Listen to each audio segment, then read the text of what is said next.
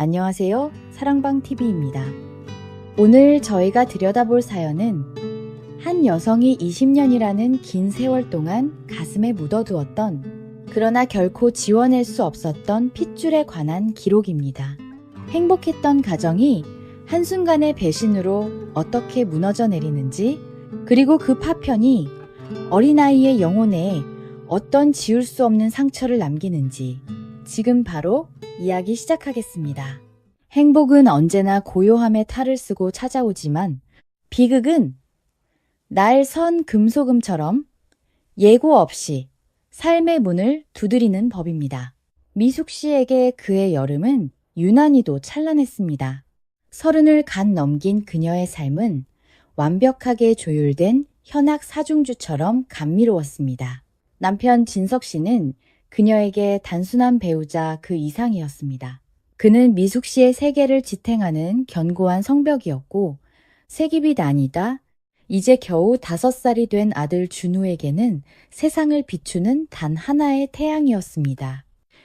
진석 씨는 참 다정한 사람이었습니다. 퇴근길이면 준우가 좋아하는 캐릭터 초콜릿을 주머니 가득 채워왔고, 미숙 씨의 지친 어깨를 감싸 안으며 당신이 내 아내라 참 다행이야 라는 말을 아끼지 않던 남자였습니다. 준우에게 아빠는 신과 같은 존재였습니다. 아빠의 넓은 등은 세상에서 가장 안전한 놀이터였고, 아빠의 낮은 목소리는 잠들기 전 듣는 가장 평온한 자장가였습니다. 진석 씨는 아들에게만큼은 더없이 끔찍한 아버지였습니다. 준우의 작은 손가락 하나에도 감탄하며 아들을 위해 자신의 모든 생을 바칠 것처럼 굴었습니다. 그토록 지독한 사랑이 훗날 날카로운 칼날이 되어 돌아올 줄은 미숙 씨는 꿈에도 몰랐습니다. 사건은 남편의 한 달간의 지방 출장에서 시작되었습니다. 가방을 챙기던 진석 씨는 평소보다 조금 더 들떠 보였습니다. 중요한 프로젝트라고 말하며 떠났던 것이 미숙 씨가 알던 인간 진석과의 마지막 정상적인 작별이 될 줄은 몰랐습니다. 출장지로 떠난 남편과의 통화는 처음 며칠간은 평소와 다름없었지만 보름이 지나면서 목소리에는 미세한 균열이 생기기 시작했습니다. 피곤하다는 핑계로 통화 시간은 짧아졌고 준우를 바꿔달라는 말조차 잊어버리는 날이 늘어갔습니다. 미숙 씨는 그저 업무가 고된 탓이라 여기며 그 균열 사이로 스며드는 검은 그림자를 보지 못했습니다. 한 달 뒤 현관문을 열고 들어온 진석 씨는 미숙 씨가 알던 남자가 아니었습니다. 문을 여는 소리부터가 평소와 달리 둔탁하고 거친 소음이었습니다.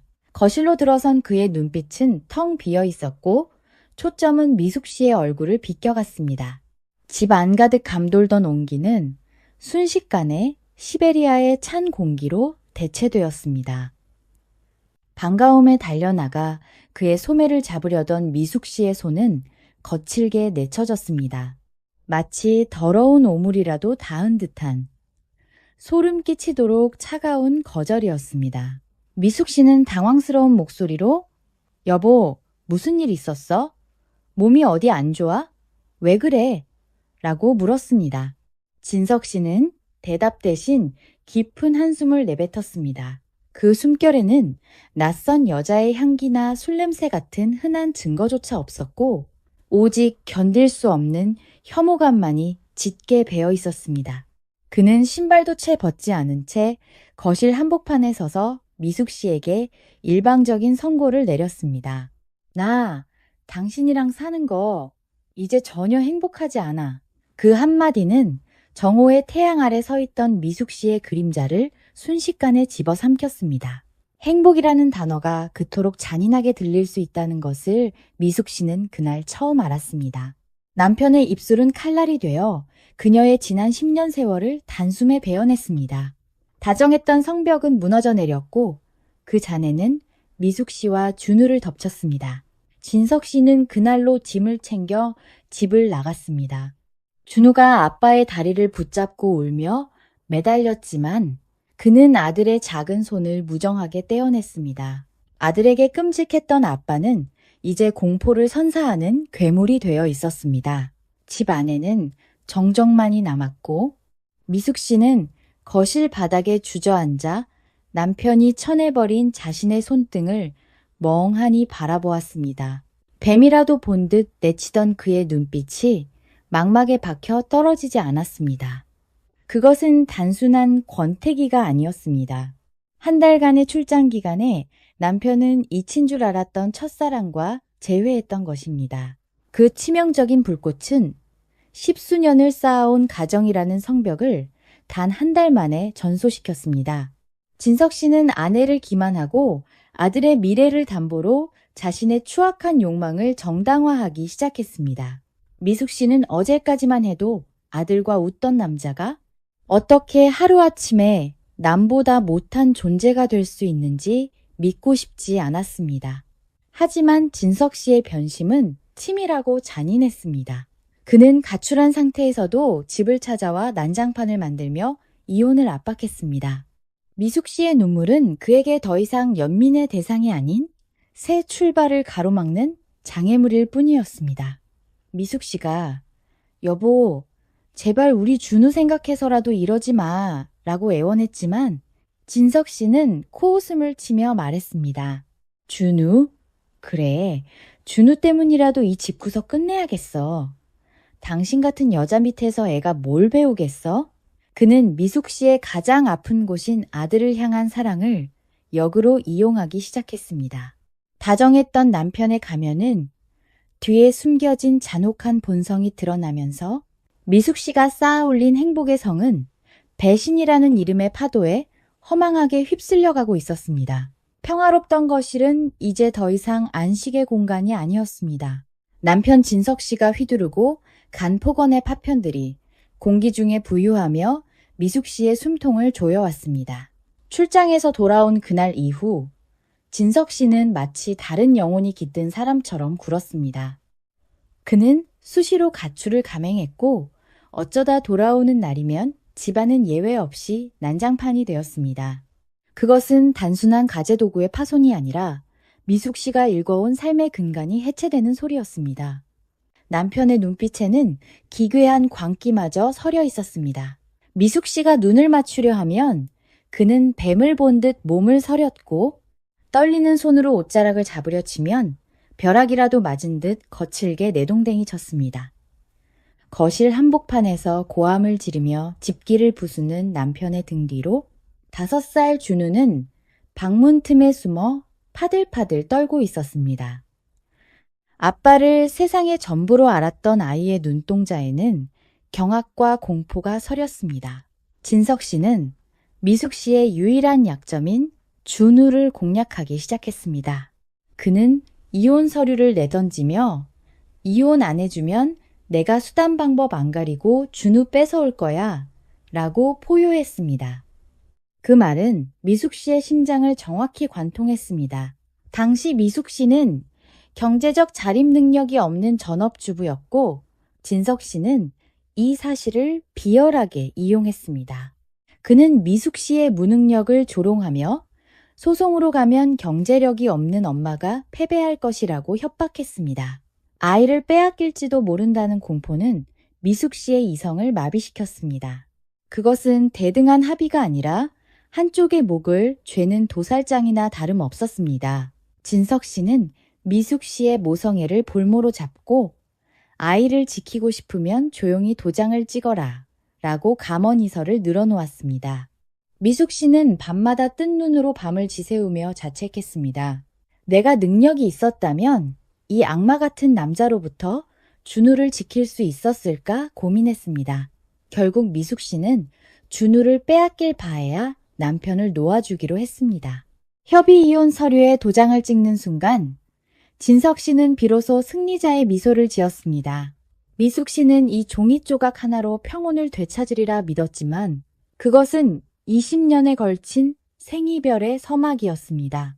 진석 씨는 이미 이혼 서류를 접수하기도 전부터 외국으로 떠날 채비를 마친 상태였습니다. 그가 내뱉은 모든 협박과 약속은 오직 아내를 떼어내고 불륜 상대에게 가기 위한 연극이었습니다. 이혼 확정 직후 그는 증발하듯 사라졌고 미숙 씨는 그가 다음 날 바로 외국으로 출국해 첫사랑과 재혼했다는 소식을 듣고 영혼이 부서지는 고통을 느꼈습니다. 합이라는 이름의 도살장에서 미숙 씨가 잃은 것은 인간에 대한 신뢰와 아들의 미래, 그리고 다가올 20년의 세월이었습니다. 법원문을 나서는 순간 미숙 씨는 족쇄를 풀었다고 믿었지만 그것은 정교한 함정으로 걸어 들어가는 행위였습니다. 진석 씨는 기다렸다는 듯 짐을 꾸려 비행기에 몸을 실었습니다. 그가 향한 곳에는 미숙 씨를 잔인하게 내치며 갈구했던 이유인, 첫사랑 여자가 서 있었습니다. 한 달간의 출장지는 불륜을 공모하는 은밀한 밀월의 장소였습니다. 그들은 각자의 가정을 버리고 타국에서 새 삶을 꾸리기로 약속했습니다. 진석 씨에게 미숙 씨와 아들 준우는 자신의 새로운 비상을 방해하는 짐에 불과했습니다. 미숙 씨는 뒤늦게 한 친척을 통해 진석 씨가 이혼 다음 날 바로 나가 그 여자와 살림을 차렸다는 진실을 전해 들었습니다. 그녀는 이 잔인한 연극의 유일한 관객이자 처참한 피해자였습니다. 진석 씨는 외도 사실을 숨기기 위해 미숙 씨를 가스라이팅했으며 모든 기만은 오직 첫사랑과의 화려한 외출을 위한 술책이었습니다. 낯선 타국에서 그들은 과거를 세탁하고 초혼인 것처럼 행세하며 살기 시작했습니다. 미숙 씨가 한국의 차가운 방에서 준우를 껴안고 울 때 남편은 첫사랑의 손을 잡고 이국의 태양 아래를 거닐었습니다. 미숙 씨는 자신이 사랑했던 남자가 처음부터 없었던 것인지 자문하며 배신감에 몸을 떨었습니다. 진석 씨에게 가정은 액세서리였을 뿐입니다. 그는 자신의 죄를 덮기 위해 더 큰 거짓말의 성을 쌓았고 미숙 씨는 아들 준우를 이 욕망의 소용돌이에서 지켜내겠다고 다짐했습니다. 하지만 진석 씨가 아들에게 뻗친 손길은 더 잔인한 독을 품고 있었습니다. 남편이 떠난 자리는 진공 상태와 같았습니다. 미숙 씨가 무너질 수 없었던 이유는 텅 빈 거실에 남겨진 아들 준우 때문이었습니다. 하지만 아빠를 세상의 전부로 믿었던 준우의 세계는 이미 파괴되어 있었습니다. 아이에게는 소아 우울증과 발달 장애라는 병마가 찾아왔습니다. 준우는 친구들과 어울리지 않고 오직 스케치북에 똑같은 아빠의 얼굴만을 도화지에 채워 넣었습니다. 그것은 자신의 찢긴 영혼을 기워 붙이려는 처절한 몸부림이었습니다. 미숙 씨는 매일 밤 준우의 스케치북을 보며 피눈물을 흘렸습니다. 그러던 어느 날 준우가 엄마, 나 아빠한테 가서 살고 싶어 라고 비수 같은 진심을 내뱉었습니다. 아빠가 자신을 버렸다는 사실을 인지하기엔 너무 어렸던 준우는 오직 아빠와의 행복한 기억 속에만 머물고 싶어 했습니다. 이 갈망 앞에 미숙 씨의 방어 기제는 무너졌습니다. 그 무렵 진석 씨가 연락해 외국 교육이 도움이 될 거다. 언제든 아들을 만나게 해주겠다고 설득했습니다. 결국 미숙 씨는 아들의 손을 놓아주기로 했습니다. 비행기를 타는 준우의 뒷모습을 보며 무엇이든 감내하겠다고 다짐했지만 그것은 20년 동안 아들을 어둠 속에 매장하는 이별의 시작이었습니다. 진석 씨의 약속은 가혹한 대가로 돌아왔고 도화지 속 아빠의 얼굴은 곧 아들의 기억을 조작하고 엄마를 지워버리는 거대한 벽이 되어 나타날 예정이었습니다. 준우를 떠나보낸 지 일주일 만에 미숙 씨의 세상은 완벽한 진공 상태로 변했습니다. 진석 씨는 연락처를 바꾸고 자취를 감췄습니다. 미숙 씨가 달려간 전 시댁은 문을 닫고 경찰을 불러 그녀를 범죄자 취급하며 쫓아냈습니다. 절망한 미숙 씨는 낯선 타국 땅까지 날아가 준우의 이름을 불렀지만 돌아오는 것은 서늘한 침묵뿐이었습니다. 진석 씨는 아들에게 엄마는 너를 버렸다는 거짓의 씨앗을 심고 있었습니다. 미숙 씨는 빈손으로 한국에 돌아와야 했고 그렇게 그녀의 시간은 멈춘 채 5년이 흘렀습니다. 그 시간 동안 미숙 씨는 살아있으나 산 자가 아니었습니다. 5년 뒤 들려온 소식은 전 남편이 첫사랑과 헤어지고 세 번째 결혼을 했다는 것이었습니다. 준우는 그 기괴한 배신 속에서 이 여자, 저 여자의 품으로 옮겨 다니며 표류하고 있었습니다. 여자의 시간은 그렇게 20년의 심연 속으로 침잠했습니다.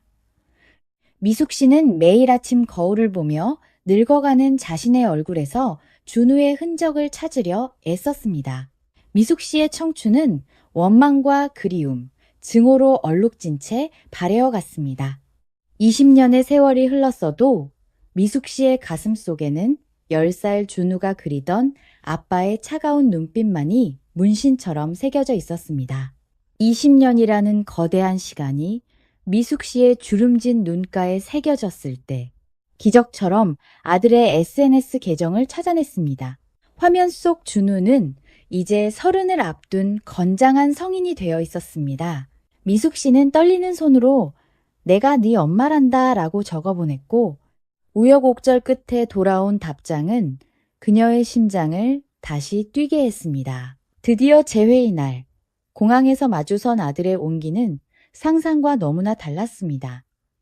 미숙 씨는 아들의 눈동자 속에서 그리움이 아닌 낯선 이방인의 서늘한 냉기를 읽었습니다. 미숙 씨가 20년 동안 곁에 있어주지 못해 정말 미안하다고 참회의 고백을 토해냈지만 아들은 엄마의 손을 밀어내며 나도 20년 동안 충분히 힘들었으니 이제 그 얘긴 하지 말아요 라고 차갑게 답했습니다. 단 한마디로 20년의 세월이 봉인되어 버린 것입니다. 미숙 씨는 아들이 살아남기 위해 선택한 생존 전략이 망각이었음을 깨달았습니다. 전 남편의 왜곡된 기억 아래에서 아들에게 엄마는 거추장스러운 혹과 같은 존재였습니다. 20년 만에 마주한 아들의 온기는 따뜻한 체온이 아닌 냉소였습니다.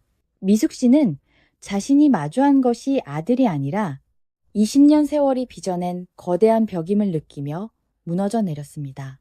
공항에서의 재회는 더 추악한 진실로 가는 입구였습니다. 아들의 결혼 소식과 함께 밝혀진 사실은 전 남편 진석 씨가 이국의 땅에서 가짜 낙원을 세웠다는 것이었습니다.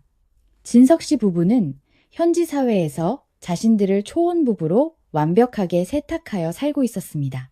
더욱 경악스러운 것은 아들 준우를 새엄마가 직접 낳은 친자로 둔갑시켜 준우의 친엄마 기억을 강제로 거세했다는 사실입니다. 아들의 결혼은 그 가짜 성곽을 공고히 하는 의식이었습니다. 진석 씨는 아들에게 친엄마는 절대 오면 안 된다. 널 키워준 새엄마에게 미안하지도 않냐고 강하게 가로막았습니다.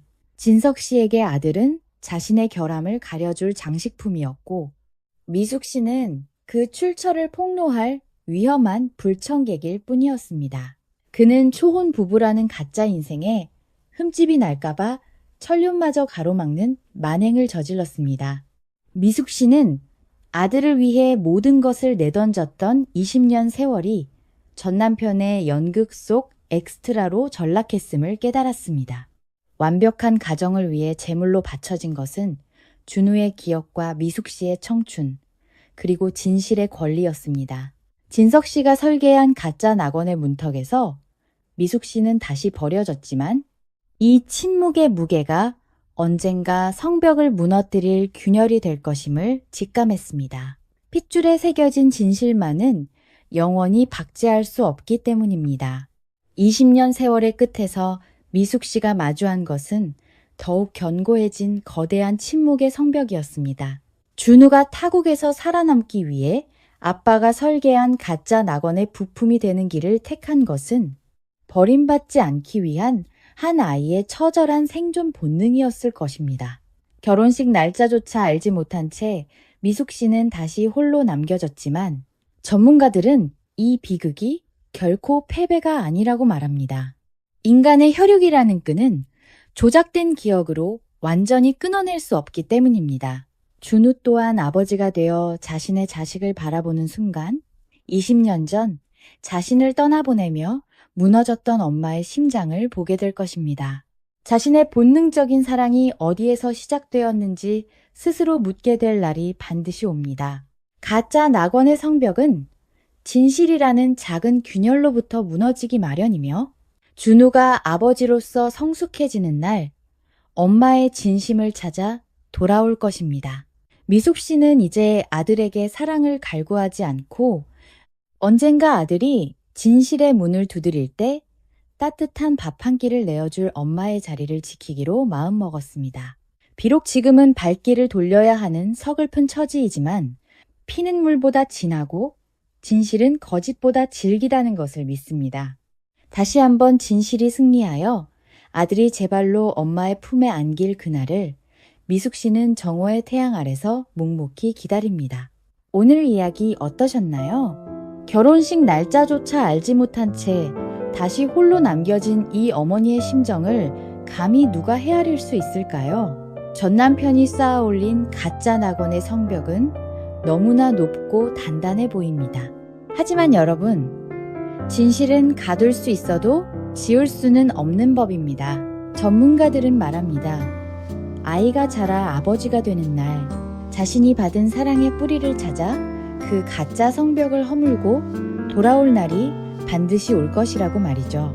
제보자 미숙 씨가 그날을 견뎌낼 수 있도록 사랑방 TV 식구들이 함께 응원하겠습니다. 오늘 하루도 잘 해내셨습니다. 편안한 밤 보내시고 다음 영상으로 다시 돌아오겠습니다. 감사합니다.